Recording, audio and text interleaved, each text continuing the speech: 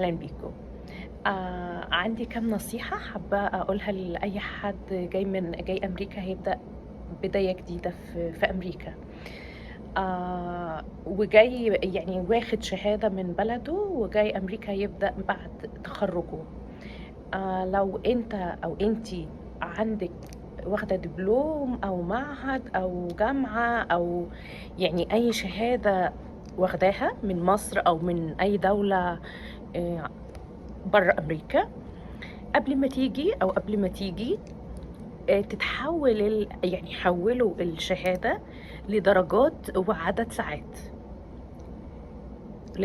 وعدد ساعات، وتكون بالإنجليزي، يفضل تكون بالإنجليزي. وأول ما تدخل أمريكا إن شاء الله تعمل سيرش على جوجل أي مكان قريب منك بيعادل الشهادة، تعمل معادلة للشهادة، ومن هنا تبدأ تشتغل يعني بعيدا عن الشغلات أو الأعمال اللي هي معروفة إنها سهلة ومن غير شهادة وكده، زي الجاز ستيشن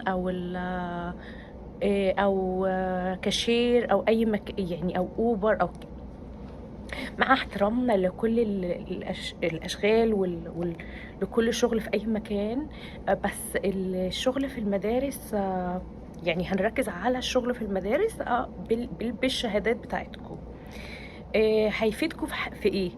اول حاجة هيحسن اللغة عندكم، يعني اللغة هتتحسن بشكل بالاكسن بكله، هتستفادوا هتتعلموا اكتر من انكم تشتغلوا يعني.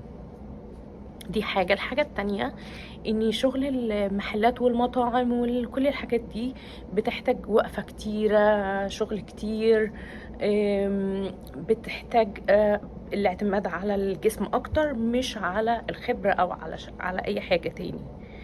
انا هتكلم عن خبرتي.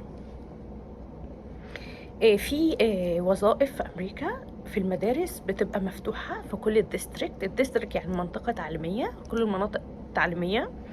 شوفوا في اي حد جاي امريكا بيبقى لسه ما سقش، لسه ما شافش الدنيا ايه، فممكن تعملوا سيرش على جوجل بالديستريكت بتاعكم في المنطقة اللي انتوا فيها، وتدخلوا الصفحة بتاعتهم وتشوفوا هما طالبين ايه. بيبقى فيه كل البوزيشن اللي في الديستريكت بيبقى مكتوب في الويب سايت بتاعهم. بس اغلب الوظائف اللي هي بينفع نشتغل بشهاداتنا من الدول بتاعتنا وظائف معينة.